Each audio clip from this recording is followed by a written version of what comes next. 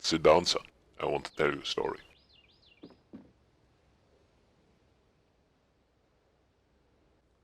As you know, back in the day I was part of a special ops counter-terrorist unit. We hunted scumbags all over the globe, wherever they would show their filthy heads. It's a dangerous business, of course, so we had to protect our identities. Made up little names for ourselves. One guy, for example, called himself Coughed Gill. Strange fella. Horrible flashbangs. But hot damn, was he a reliable sniper. That's a story for another time though. Anyway, it so happened that we had to move out to Berlin. Again.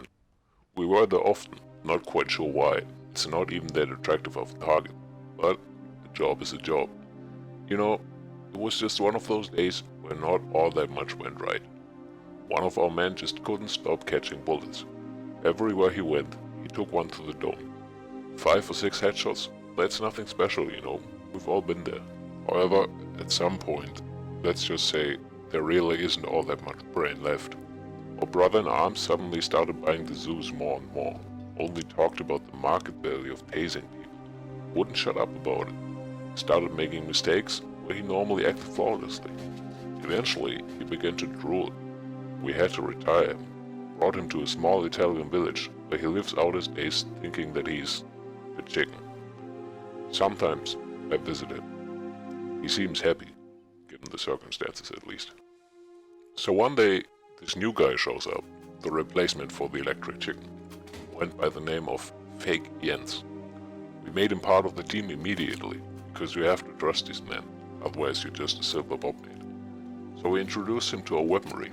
You know, state-of-the-art merchandise, the good stuff. But he refused, time and time again. I have my deagle, and myself, he always said. That's all I need. And by God, it was all he needed. This man had no fear, not a doubt in his mind. He would just charge straight ahead right into enemy territory. I told him to be careful, but he was danger incarnate, the deagle devil.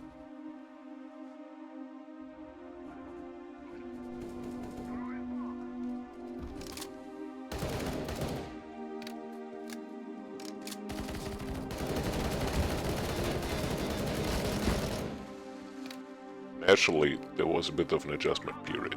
He wasn't all that familiar with the layout of the area, but he made up for it in firepower.